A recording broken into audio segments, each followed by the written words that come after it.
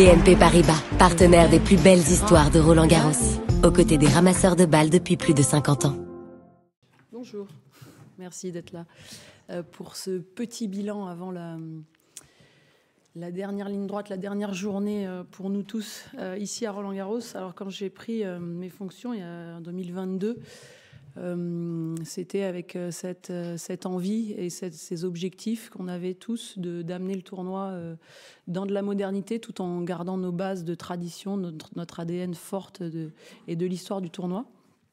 Et également de tout mettre en place pour avoir le maximum d'émotions, pour que chaque personne qui vienne ici ait le maximum d'émotions.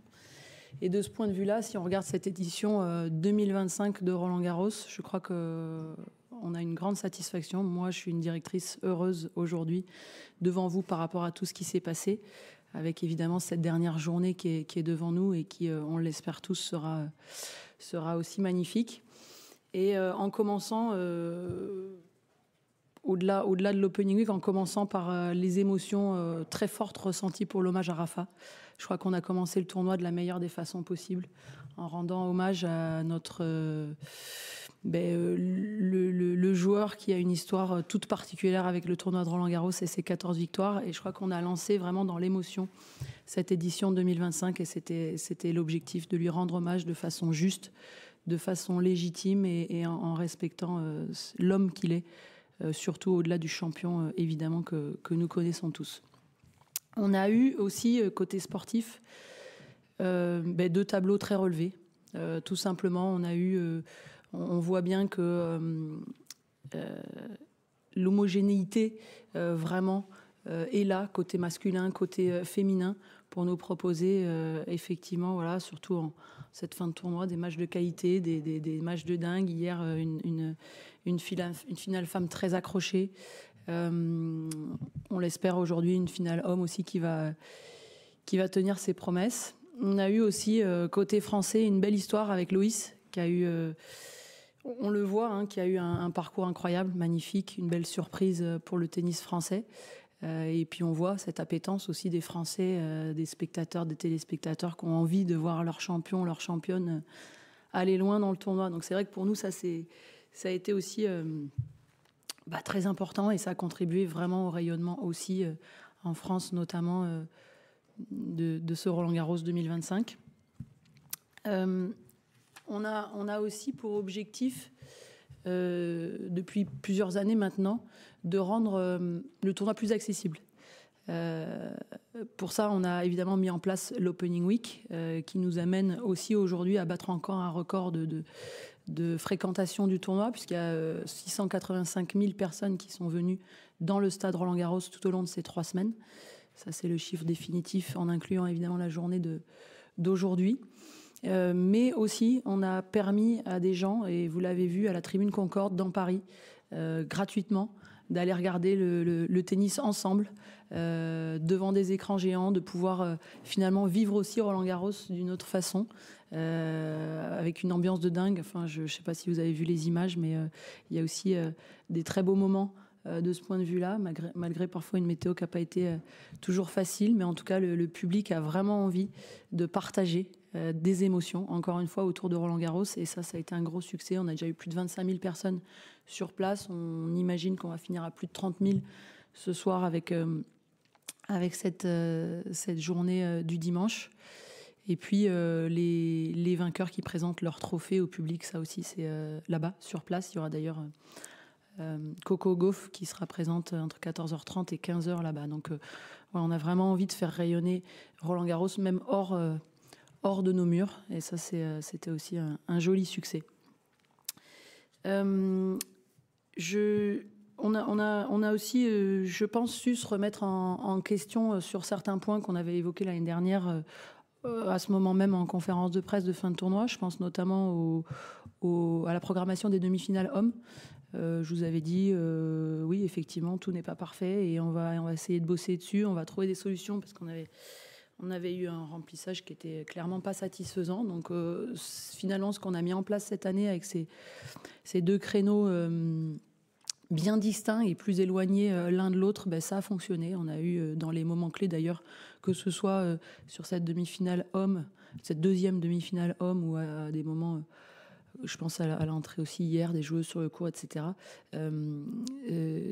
Voilà, on a pris des mesures qui ont fonctionné, et ça aussi on peut, je pense, s'en féliciter. Alors on sait aussi que tout n'est pas parfait et qu'on doit aussi bosser sur d'autres moments de la journée, sur d'autres choses. Donc on continue les réflexions aussi de ce point de vue-là, mais en tout cas, pour ça a fonctionné. Et la mise en avant du tennis fauteuil aussi sur le Lenglen, hier, avec des tribunes quasiment pleines, très bien remplies en tout cas, là-bas, ça aussi, c'est vraiment un point positif pour nous tous. Voilà, voilà un petit peu rapidement. On a des belles audiences télé aussi sur la journée des demi-femmes d'ailleurs, avec plus de 13 millions, plus de 6 millions sur le match de Loïs.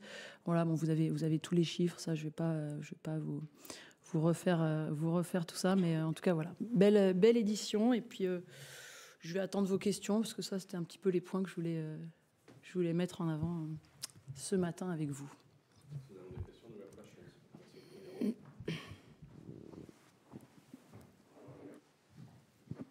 Bonjour Amélie, Damien Gaudissart pour l'AFP. Une question sur Rafael Nadal d'abord. Est-ce que, au-delà de l'hommage qui lui a été rendu cette année-ci, sa présence dans la campagne Only at Roland Garros, vous envisagez de lui donner une fonction plus pérenne à Roland Garros? Et est-ce que lui a exprimé ce désir d'avoir un lien plus permanent avec le tournoi en occupant un poste dans l'organisation ou dans ce genre de... Alors, on l'a dit, hein, c'est effectivement l'envie et le souhait commun du tournoi et de Rafa de pouvoir avoir une forme de collaboration. Alors, je vous cache pas on s'est d'abord concentré sur ce qui allait se passer cette année entre la campagne de com et puis son hommage. Mais effectivement, les discussions vont reprendre, tout simplement pour que cette histoire commune que le tournoi a avec Rafa depuis 20 ans perdure d'une façon ou d'une autre. Donc oui, il y a une envie commune, on va trouver la façon de faire, mais je suis très confiante pour ça. Amélie, tu parlais tout à l'heure d'être en recherche d'un mix entre tradition et modernité. Donc une question modernité, quelles conditions devront être réunies pour qu'un jour il y ait aussi des night sessions sur le Suzanne Lenglen, ce qui pourrait aussi permettre de retirer certaines polémiques qui reviennent chaque année?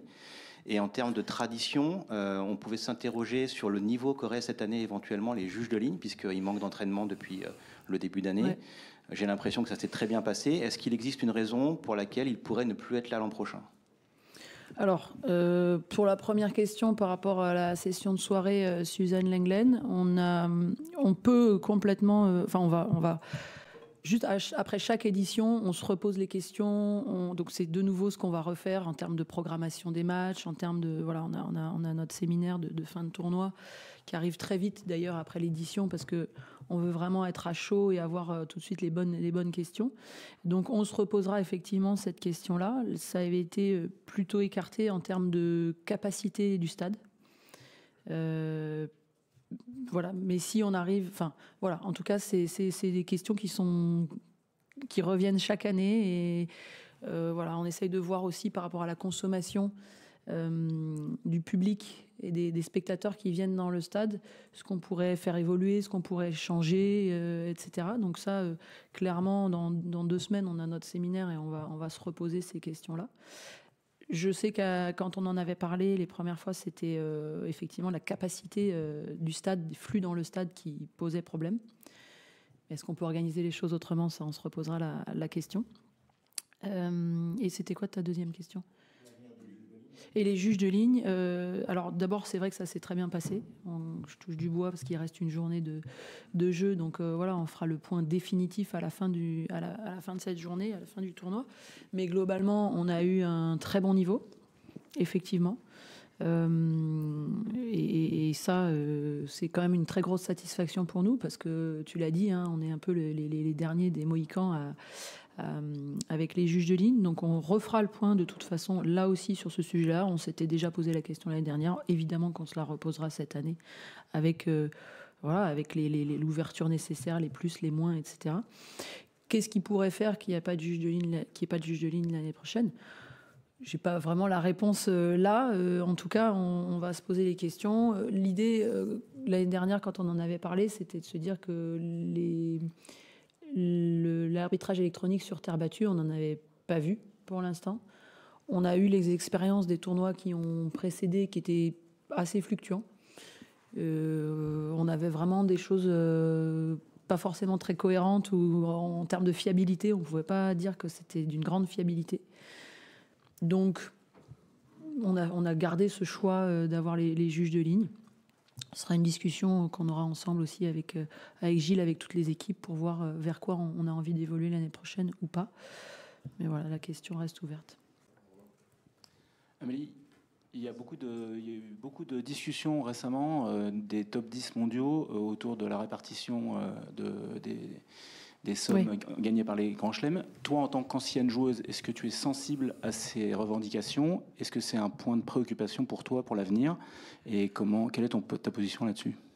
Mais alors déjà, moi je suis très contente que la communication ait été engagée, et la communication plutôt en direct. C'est l'ancienne joueuse effectivement qui parle sans intermédiaire,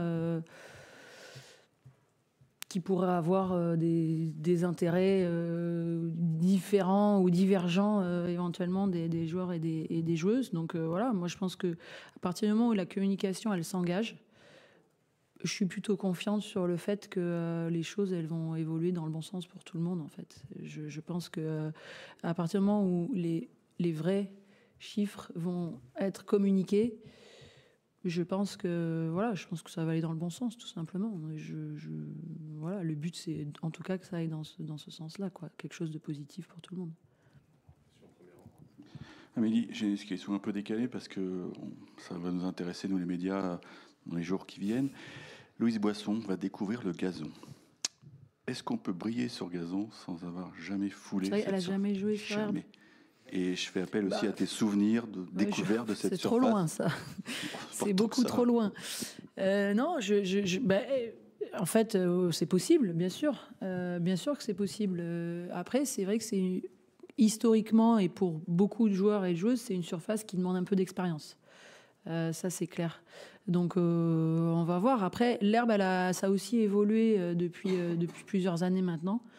Même de nombreuses années où ça s'est quand même ralenti.